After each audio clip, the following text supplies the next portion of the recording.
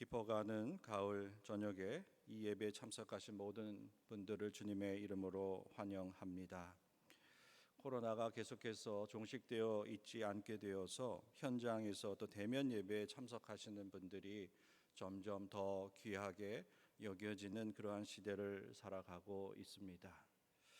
또한 코로나뿐만 아니라 여러 가지 상황 때문에 교회에 나오지 못하고 계신 분들께서는 또 지금 계신 곳에서 또 인터넷이나 또 휴대폰을 통하여 예배에 참석하시는 그 모든 분들도 하나님께서 또 귀하게 여기시고 또 그분들에게도 같은 은혜를 내려 주실 줄 믿습니다.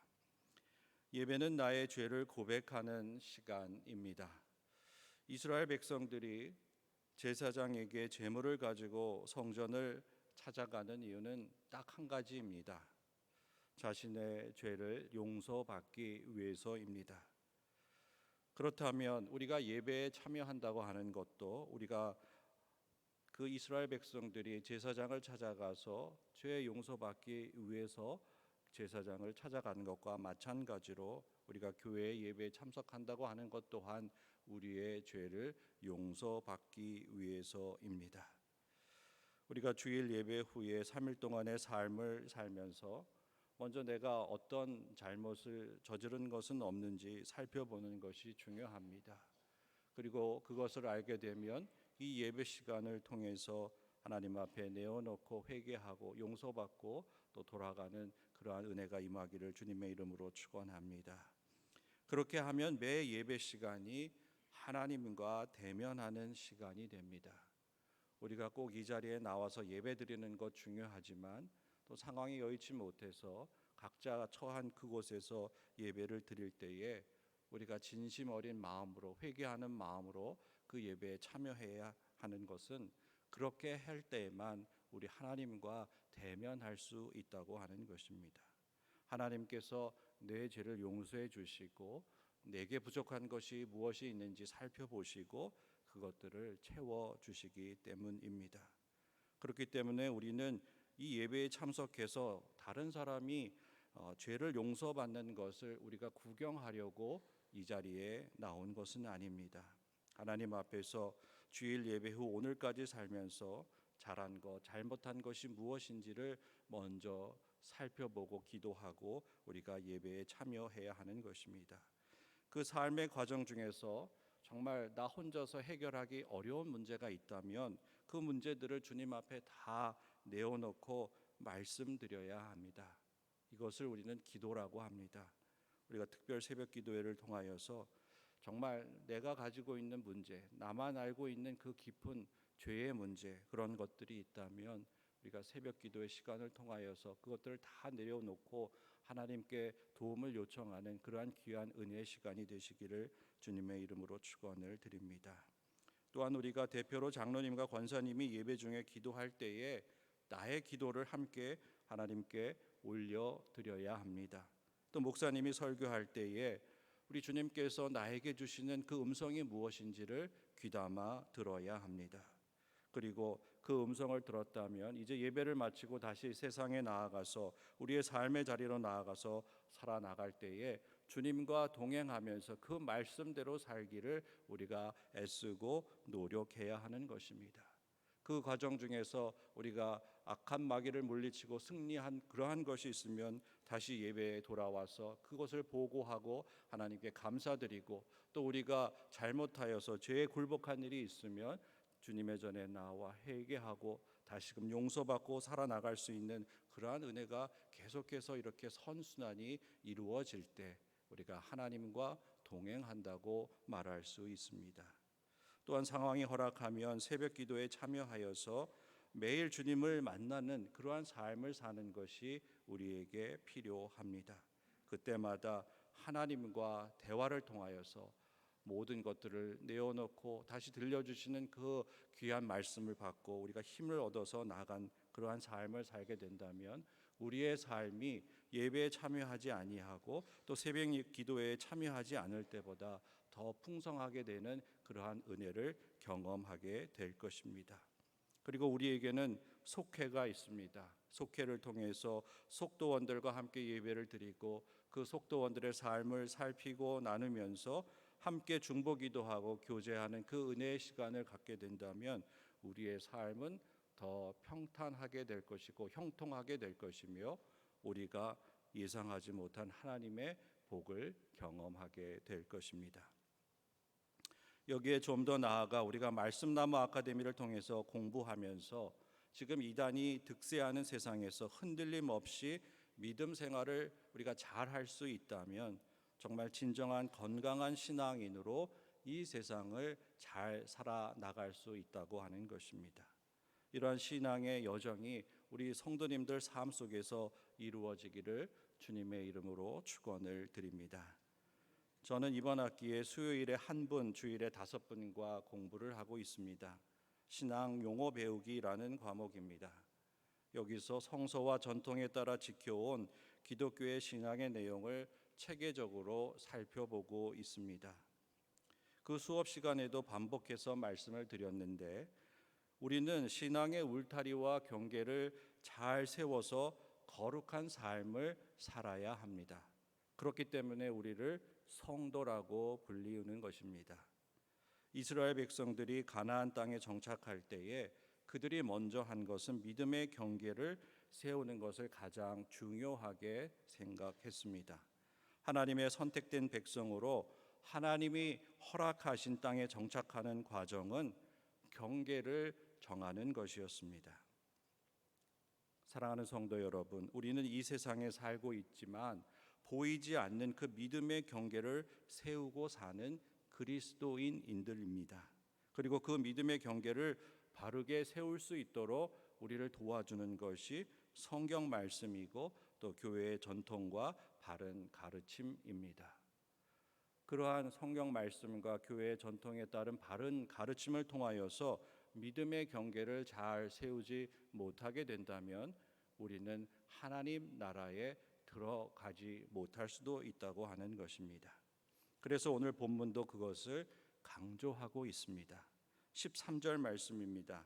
주께서 사랑하시는 형제들아, 우리가 항상 너희에 관하여 마땅히 하나님께 감사할 것은 하나님이 처음부터 너희를 택하사 성령에 거룩하게 하심과 진리를 믿음으로 구원을 받게 하셨다. 이렇게 본문을 말씀하고 있습니다. 전지전능하신 하나님께서 나를 먼저 아셨고 나를 택해 주셨다고 말씀하고 있습니다. 그리고 나는 성령을 통해서 거룩하여지고 또 구원을 받게 하셨다고 오늘 우리에게 분명하게 말씀해 주고 있습니다. 그렇기 때문에 우리가 그 믿음의 경계를 잘 세워서 그 믿음의 경계 안에서 살아야 하는 그 책임이 우리에게 있습니다. 왜냐하면 하나님께서 먼저 나를 아시고 택하여 주시고 거룩하게 하시고 구원해 주셨기 때문입니다. 그러므로 구원받은 거룩한 성도는 분명히 구별된 삶을 살아야 합니다. 다시 말해서 믿음의 경계를 확실히 하고 그 안에서 살아야 한다고 하는 말씀입니다. 우리가 세상을 살아갈 때도 땅의 경계를 정하는 것이 매우 중요합니다. 무실동 삼육고등학교 옆에 우리 교회 묘지가 있습니다. 그 묘지를 백합동산으로 다 이장하였습니다. 그동안 그 담당하시는 장로님과 권사님이 수고를 참 많이 하셨습니다. 이 작업을 할 때 경계 측량을 해서 교회 땅 안에 있는 묘지인지 아닌지를 구별하였습니다. 교회 밖에 있는 묘지는 우리와 상관이 없기 때문입니다. 이처럼 세상에서도 또 우리의 믿음 안에서도 경계를 정하는 것이 우리의 삶의 기본이 된다고 하는 그 사실을 우리는 분명하게 알아야 합니다. 구약 성경은 땅의 경계와 믿음의 경계에 대해서 철저하게 구별하라고 말씀하고 있습니다. 가나안 땅에 이스라엘 백성들이 정착할 때에 그들과 그 이미 살고 있는 가나안인들과 동화되어서 살라고 말씀하신 것이 아니었습니다. 하나님의 뜻은 철저하게 그들과 구별되어서 경계를 정하고 그 경계 안에서 하나님의 말씀, 율법을 따라서 살아가라고 그들에게 명령하셨습니다. 이 명령은 오늘을 사는 우리들에게도 마찬가지입니다. 우리도 하나님의 선택한 하나님의 자녀들이기 때문입니다. 그러나 그 명령은 첫 사람들이었던 아담과 하와를 통해서 지켜지지 못했습니다. 에덴 동산의 경계 안에서 살고 있었던 아담과 하와에게 간교한 뱀이 어느 날 나타났습니다. 창세기 3장 1절에 보면 뱀이 여자에게 물어 이르되 하나님이 참으로 너희에게 동산 모든 나무의 열매를 먹지 말라 하시더냐, 이렇게 질문을 합니다. 악한 마귀의 공격은 겉으로 보기에 전혀 위협적이지 않습니다. 조용하게 다가와서 차분하게 한마디를 툭 던집니다. 그리고 우리가 어떤 반응을 보이는지 유심히 살펴봅니다. 빈틈이 어디인지, 또 어디를 공격하면 쓰러뜨릴 수 있는지 악한 마귀는 그 공격 포인트를 찾아보려고 우리를 살펴보고 있습니다. 그리고 우리가 하나님 말씀에 서서히 순종하지 못하게 만들어 갑니다. 마치 미지근한 물에서 개구리들이 삶아져 가는 것을 알아차리지 못하는 방식으로 우리를 서서히 악한 세계로 이끌어 들어가서 죽음에 이르게 합니다. 이것이 무서운 것입니다. 뜨거운 물이면 금방 알아차리고 튀어나오지만 미지근한 물이기 때문에 방심하게 만듭니다. 지금 이 자리에 앉아 있는 우리들에게도 악한 영은 우리를 공격합니다. 성령이 교회에만 계시지 않아 집에도 계시니 집에서 기도해도 돼. 특별 새벽 기도 기간에 우리에게 공격해 들어오는 한 방법입니다. 지금 너무 바쁘고 피곤하잖아. 이번에 참석하지 말고 내년 사순절에 있을 특별 새벽 기도에 참석해. 아니, 지금 바쁜 일 먼저 해결하고 다음 달에 새벽 기도에 나가면 돼. 지금은 너의 일에 집중해. 이렇게 악한 영은 조용히 우리에게 다가와서 속삭입니다. 악한 영의 속삭임에 굴복하는 일들이 우리 삶 가운데 너무 많이 있다는 사실을 오늘 우리는 이 예배를 통해서 분명하게 발견할 수 있어야 합니다. 하나님이 원하시고 하나님의 뜻에 맞지 않는 그러한 일들을 행하도록 우리를 유혹하는 것에 굴복하는 것이 아담과 하와가 저지른 선악과를 따먹는 행위와 같다는 사실을 분명하게 알아야 합니다. 그러므로 우리는 아담과 하와의 원죄 때문에 이렇게 죄를 지을 수밖에 없다고 그들에게 책임을 전가할 수 없습니다. 내가 악한 영의 유혹을 받을 때 단호하고 분명하게 거절할 수 있어야 합니다. 그리고 하나님 말씀에 순종하게 되면 나의 삶이 또 그 상황이 변화되기 시작하는 것을 우리는 경험해야 합니다. 그래서 오늘 본문 15절은 다음과 같이 권면하고 있습니다. 형제들아, 굳건하게 서서 말로나 우리의 편지로 가르침을 받은 전통을 지키라 말씀하고 있습니다. 하나님은 여러 가지 방법으로 우리를 양육하십니다. 그러므로 성도는 항상 배우는 학생과 같은 자세로 신앙생활을 해야 합니다. 나는 이미 다 알고 있다, 더 배울 것이 없다고 말할 수 없습니다. 이렇게 말하면 하나님의 계시를 통해서 더 깊은 그 하나님의 신비 속으로 들어갈 수가 없기 때문입니다. 출애굽기 3장에서 모세는 하나님의 신비를 경험합니다. 그는 떨기나무에 불이 붙어 있는데 그 떨기나무가 사그라지지 않는 것을 발견하게 됩니다. 그리고 그는 이렇게 말합니다. 내가 돌이켜 가서 이 큰 광경을 보리라. 떨기나무가 어찌하여 타지 아니하는가. 이렇게 모세는 말을 하고 있습니다. 그 모세의 혼잣말을 하나님께서 들으셨습니다. 또 하나님은 불타는 떨기나무를 통해서 모세와 대화를 시작하려고 하셨던 것입니다.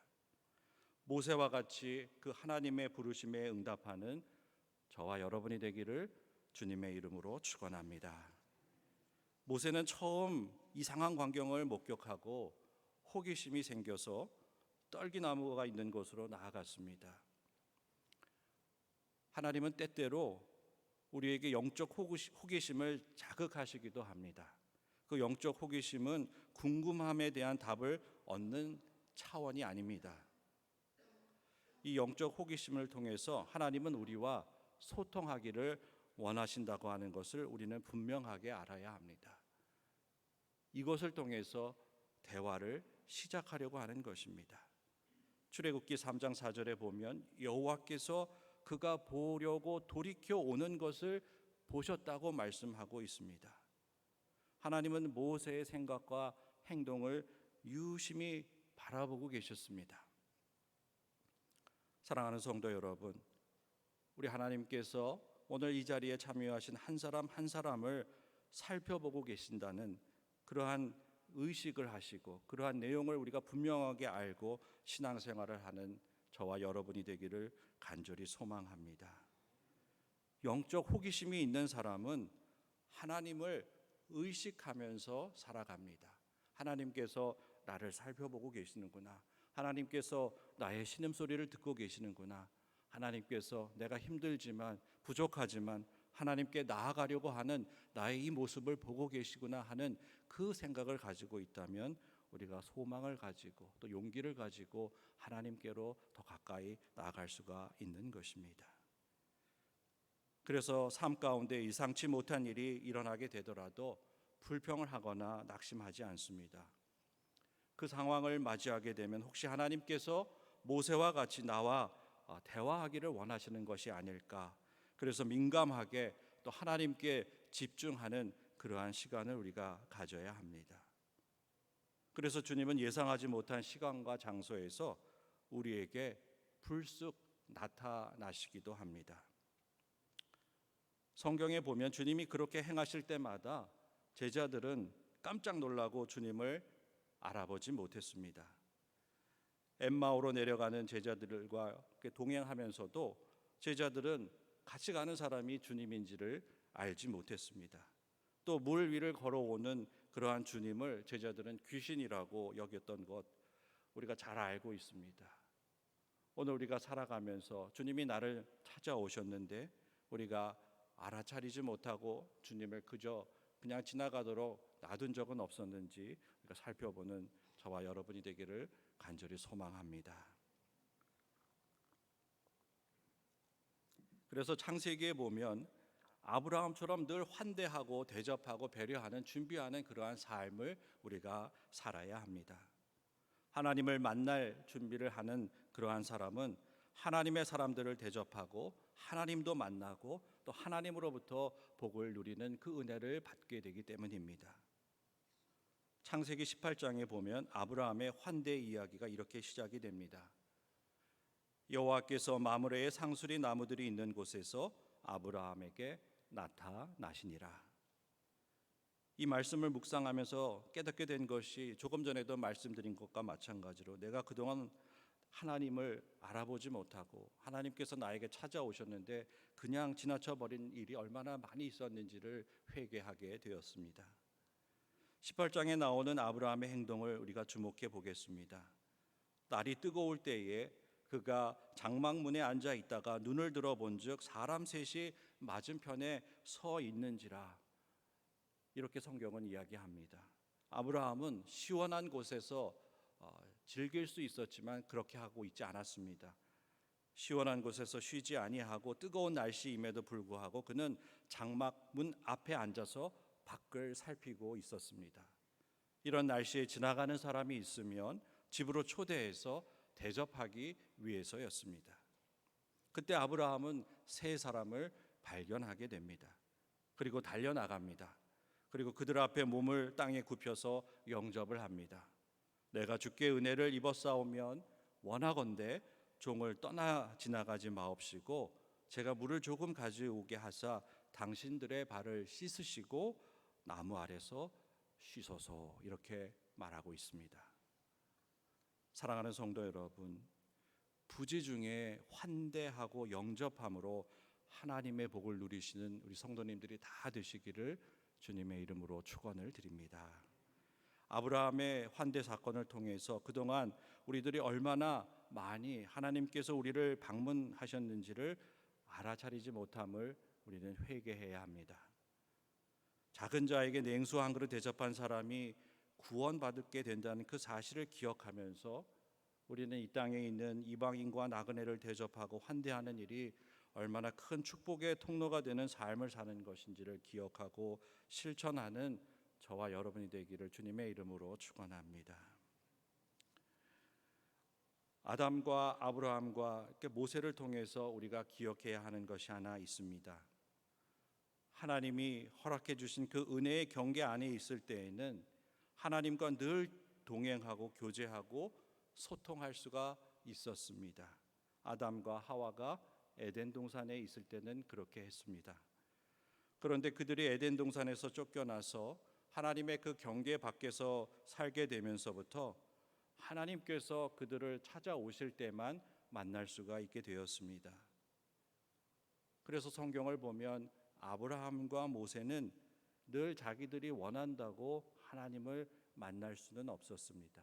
특별히 하나님께서 그들에게 나타나셨을 때에, 임재하셨을 때에만 그들과 만나 대화하시고 소통하셨습니다. 이들이 그러할진데 우리는 어떻겠습니까? 이제 하나님은 직접 우리에게 나타나시지 않습니다. 하나님은 계시를 통해서 우리에게 다가오십니다. 말씀의 선포를 통해서 또 기도를 통해서 찬양함을 통하여서 하나님은 우리에게 임재하셔서 우리의 모든 말씀을 듣고 또 응답해 주시는 것입니다. 하나님은 우리를 당신과의 그 친교의 자리로 부르시고 그 친교의 자리에 응대한 사람들과만 소통하시고 교제하실 수 있다고 하는 것입니다. 그래서 하나님과의 친교의 공간 또 그 친교의 시간이 중요하고 거룩하다는 사실을 오늘 우리는 분명하게 알아야 합니다. 그것이 바로 예배입니다. 이 예배는 세상과 구별되어 있고 이곳에 우리 주님이 임재해 주셔서 우리를 만나 주시기 때문에 예배에 참여하는 것이 그만큼 중요하다는 사실을 우리는 깨달아 알아야 합니다. 이곳은 마치 복음서에 나오는 천국 잔치가 이루어지는 곳과 같은 것입니다. 그 경계 안에 들어온 사람과 그렇지 못한 사람이 분명하게 구별되어진다고 하는 사실입니다. 그 경계 안에 올 수 없는 사람은 쫓겨나게 되고 또 밖에서 슬피 울며 이를 갈미 있을 것이라고 성경은 분명하게 말씀하고 있습니다. 그러면 그 경계 안에 있는 사람은 누구이고 밖에 있는 사람은 누구입니까? 경계 안에 있는 사람들은 하나님 말씀에 순종한 사람들입니다. 착하고 충성된 종들입니다. 그러나 경계 밖에 있는 사람들은 하나님 말씀에 순종하지 못한 사람들입니다. 이 경계 안에서 밖으로 쫓겨난 대표적인 사람들이 아담과 하와입니다. 그리고 이스라엘의 첫 번째 왕 사울입니다. 그리고 예수님의 12 제자 중 가룟 유다입니다. 그들은 분명히 하나님 나라의 경계 안에 들어 있었습니다. 그런데 그들은 불순종으로 그 경계 밖으로 밀려난 사람들이었습니다. 무엇을 말하고 있는 것입니까? 지금 경계 안에 있다고 안심할 수 없다는 말씀입니다. 먼저 된 사람이 경계 밖으로 쫓겨나갈 수 있고 또 나중된 사람이 경계 안으로 들어갈 수 있다는 그 사실을 오늘 우리는 잊지 말아야 합니다. 그래서 오늘 본문 15절이 말씀하는 것이 굉장히 중요합니다. 형제들아 굳건하게 서서 전통을 지키라. 그 전통을 지키지 못하면 나도 모르는 사이에 하나님의 경계 밖으로 밀려 나갈 수 있기 때문입니다. 이 말씀은 현재 나의 위치를 잘 살피라는 말씀입니다. 경계 안에 있는지 경계 밖에 있는지를 살피라는 말씀입니다. 이것은 또한 하나님 말씀에 순종하고 있는지를 살피라고 하는 말씀입니다. 이렇게 자신을 성찰해야 하는 이유가 있습니다. 신앙생활을 잘한다 싶으면 곧 교만에 빠지고 또 신앙생활을 잘하지 못하면 자책감에 빠지기 때문입니다. 그래서 신앙생활은 절대로 자기 혼자서 해서는 안 됩니다. 늘 하나님과 동행해야 합니다. 그래야 우리가 늘 그 경계 안에 머물 수 있기 때문입니다. 인간의 불순종과 또 교만과 죄책감은 하나님 앞에 서지 못하게 만드는 악한 마귀의 책략입니다. 악한 마귀는 하나님과 동행하지 못하게 혼자 남게 해서 스스로 무너지게 만들기 때문입니다. 이런 이유들 때문에 아담도 사울 왕도 가룟 유다도 하나님의 그 경계 안에 있다가 밖으로 밀려나게 되었던 것입니다. 이렇게 경계 밖으로 밀려나가지 않기 위해서 우리는 우리에게 주신 성경 말씀과 또 교회의 전통을 따라서 가지고 있는 그 전통의 가르침을 우리가 끝까지 흔들림 없이 잘 지키고 실천해야 합니다. 이 가르침의 전통을 지키는 것이 절대로 어려운 것이 아닙니다. 서두에서도 말씀드렸듯이 교회에서 이루어지는 공적인 예배에 참여하시면 됩니다. 주일 예배와 또 수요 예배와 새벽 기도회와 속회 예배와 장례 예배 등 공식적인 예배 모임에 참석하는 것이 바로 그 가르침을 받은 전통을 지키는 것입니다. 그리고 예배가 중요한 이유는 하나님의 임재를 경험하고 친교할 수 있는 자리이기 때문입니다.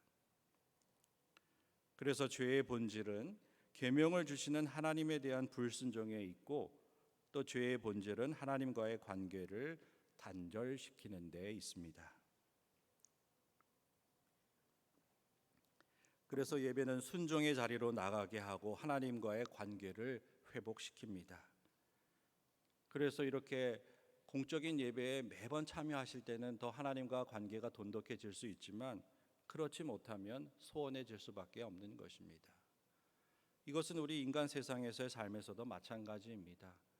한 달에 한 번, 1년에 한 번 만나는 사람과 친하게 지낼 수가 없다는 사실은 우리가 너무나 잘 알고 있습니다. 한 달에 한 번, 1년에 한 번 만난다 할지라도 매일 전화 통화를 할 수 있다면, 매일 기도할 수 있다면, 매일 하나님과 대화할 수 있다면 우리가 여러 가지 사정으로 몸이 아프거나 또 출타 중에 있어서 현장 예배에 참여하지 못한다 할지라도 우리는 하나님과 좋은 관계를 맺을 수 있지만 그 모든 것이 끊어지게 되면 마귀만 좋은 일을 우리가 하고 있는 것입니다. 예배는 회개의 기도가 있습니다. 하나님의 은혜를 감사하는 찬양이 있습니다. 또 하나님의 말씀이 선포됩니다. 우리는 그 말씀을 가지고 세상에 나아가 주님과 동행합니다.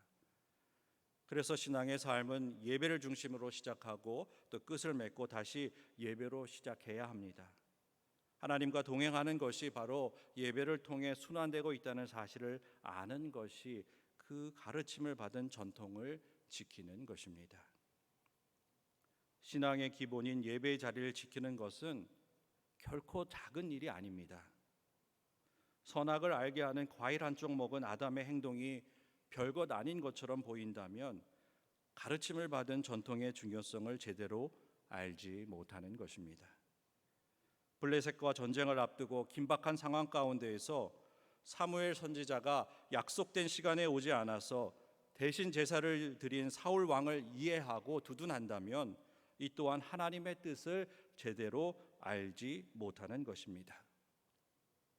또 주님을 배반한 자신의 그 잘못을 알았지만 주님께 나와 회개하지 못하고 죄책감으로 스스로 목숨을 끊은 그 유다를 또 유다에게 연민을 느낀다면 주님과 관계 맺는 것이 무엇인지 모르는 그러한 사람들입니다. 사랑하는 성도 여러분, 우리는 오직 하나님의 은총 안에서만 인격적인 존재가 될 수 있습니다. 하나님이 안 계신 자기 혼자의 삶은 그냥 인간인 것입니다. 성경에서 죄의 인식은 먼저 우리에게 책임과 회개를 요청한다는 사실을 분명하게 알아야 합니다. 인간은 자유를 남용하여서 하나님이 정하신 그 경계를 넘어서고도 자신에게 책임이 없다고 발뺌하는 것은 옳지 않은 것입니다. 그러나 대부분의 사람들은 자신의 잘못을 인정하기를 원하지 않습니다. 대신에 자신을 변호합니다. 남의 탓으로 돌립니다. 당신이 만들어주신 그 여자 때문에 제가 선악과를 먹지 않았습니까? 이렇게 항변합니다. 또 사무엘 선지자가 약속된 날짜에 오지 않았기 때문에 어쩔 수가 없어서 제가 제사를 드릴 수밖에 없었습니다. 이렇게 항변합니다. 그리고 예수님이 내 뜻대로 움직여주지 않아서 배신할 수밖에 없었습니다. 이렇게 이야기합니다. 이것이 다 불순종의 죄의 결과인 것입니다. 인간은 율법을 잘 지키면 교만해지고 지키지 못하면 죄책감에 빠지게 됩니다. 사랑하는 성도 여러분, 우리의 삶을 한번 돌아보십시오. 우리도 아담과 사울 왕과 또 가룟 유다의 모습과 다르지 않다는 것을 우리는 발견할 수 있을 것입니다. 그것을 극복하기 위해서 우리는 믿음 위에 굳건하게 서서 가르침을 받은 전통 곧 예배의 자리를 지켜야 하는 것입니다. 예배의 가치를 새롭게 발견하게 되시기를 주님의 이름으로 축원을 드립니다. 거룩하게 구별된 교회에서 하나님과 영적인 친교를 경험하는 참된 예배자가 되어서 그 하나님의 경계 안에 머무시는 우리 성도님들이 다 되시기를 주님의 이름으로 축원을 드립니다. 기도하겠습니다. 은혜의 주님 감사합니다. 저희에게 거룩한 예배 시간 허락하여 주시고 이 시간 주님의 전에 나와 또 말씀을 읽고 그 말씀 가운데 거하게 하시니 감사합니다. 저희들의 잘못으로 경계 밖으로 밀려나게 하지 아니하게 하시고 회개함을 통하여서 늘 하나님의 경계 안에서 복을 누리며 살아가는 저희 모두가 될 수 있도록 인도하여 주옵소서. 모든 것 주님께 맡기오며 이 모든 말씀 우리 주 예수님의 이름으로 기도하옵나이다. 아멘.